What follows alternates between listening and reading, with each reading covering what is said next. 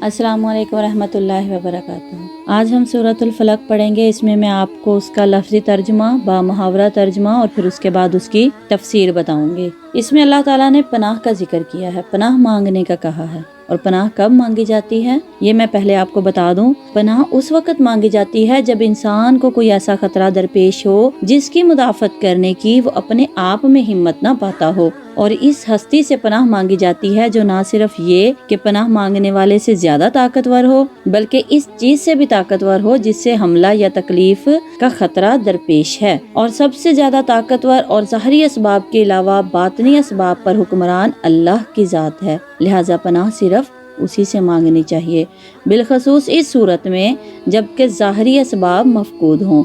ऐसी सूरत में अल्लाह के अलावा किसी दूसरे से पनाह मांगना शिर्क है। अब हम आते हैं अपनी सूरत की तरफ।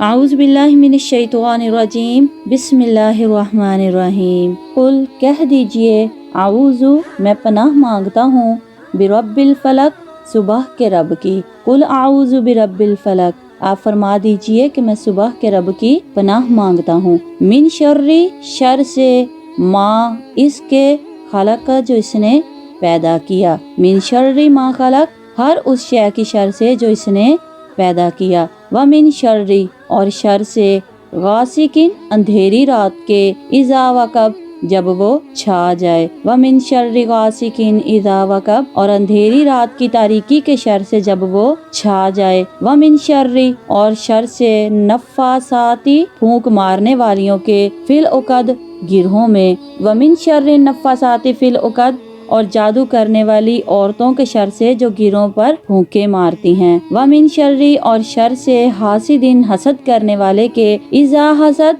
जब वो हसद करे। व मिन शर्री हासिदिन इज़ा हसद और हसद करने वाले के शर से जब वो हसद करे। अल्लाह ताला फरमाते हैं, कुल आऊज़ु बिरब्बिल फलक आप कहिए कि मैं सुबह के परवरदिगार से पनाह मांगता हूँ। फलक के मैंने फटना और अलग होना भी है और फाड़ना भी, और इससे मुराद अल्लाह ताला की ज़ात है जो रात की तारीकी से सुबह की रोशनी को जाहिर करता है। और हकीकत में देखा जाए तो जो चीज़ भी ज़हूर में आती है वो तारीकी और पर्दा गैब से ही ज़हूर में आती है।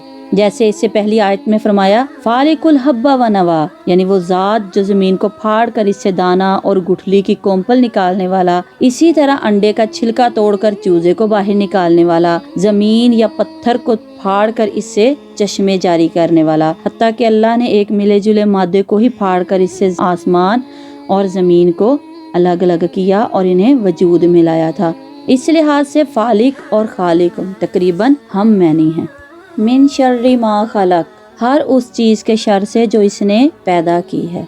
जो कुछ कायनात में मौजूद है वो सब कुछ अल्लाह ही ने पैदा किया, ख्वाह वो चीज़ें जानदार हों या बेजान, और हर चीज़ ख्वाह कितनी ही फायदेमंद हो इसका कुछ ना कुछ नुकसान भी होता है। इस आयत में हर चीज़ के बुरे नुकसान द पहलू से अल्लाह की पनाह तलब करने की हदायत की गई है, ख्वाह वो शर वजूद में आ चुका हो या इससे किसी शर के पैदा होने का खतरा हो। इस आयत में तो हर चीज़ के शर से पनाह मांगने का अमूमियत के साथ जिक्र है। व मिन शर्रि गासिकिन इज़ा वक़ब और अंधेरी रात के शर से जब वो छा जाए।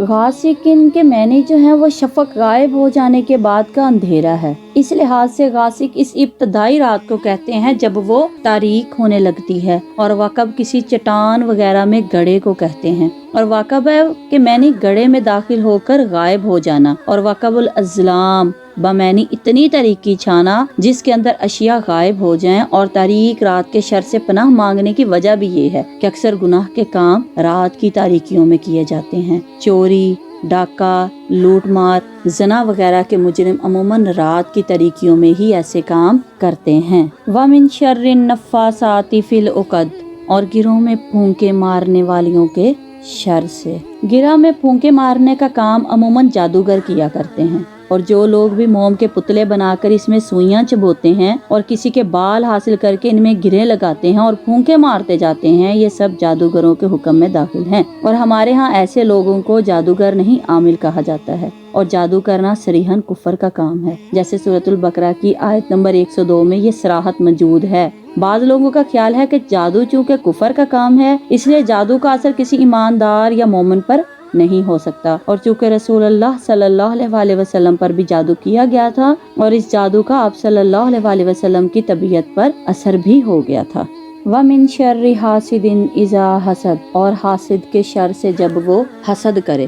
حاسدہ کا مطلب یہ ہے کہ اگر کسی شخص کو اللہ تعالیٰ نے کوئی نعمت، فضیلت، عزت عطا کی ہو تو اس پر کوئی دوسرا شخص اس سے جلے اور یہ چاہے کہ اس سے یہ نعمت چھین کر حاسد کو مل جائے، یا کم از کم اس سے تو ضرور چھین جائے۔ البتہ اگر کوئی شخص یہ چاہے کہ اس جیسی نعمت مجھے بھی اللہ عطا کر دے تو یہ حسد نہیں بلکہ رشک ہے، جسے عربی زبان میں غبطہ کہتے ہیں، اور یہ جائز ہے۔ حاسد سے پناہ اس صورت میں مانگی گئی ہے جب وہ حسد کرے اور حسد کی بنا پر کوئی نقصان پہنچانے کی کوشش کرے۔ اس سے پہلے وہ محسود کے لیے ایسا شر نہیں بنتا کہ اس سے پناہ مانگی جائے، وہ اپنے طور پر اندر ہی اندر جلتا ہے تو جلتا رہے، اسے اپنے اس عمل کی یہی سزا کافی ہے۔ اللہ تعالیٰ ہمیں ہدایت دے، اچھے کاموں کی توفیق دے۔ السلام علیکم ورحمۃ اللہ وبرکاتہ۔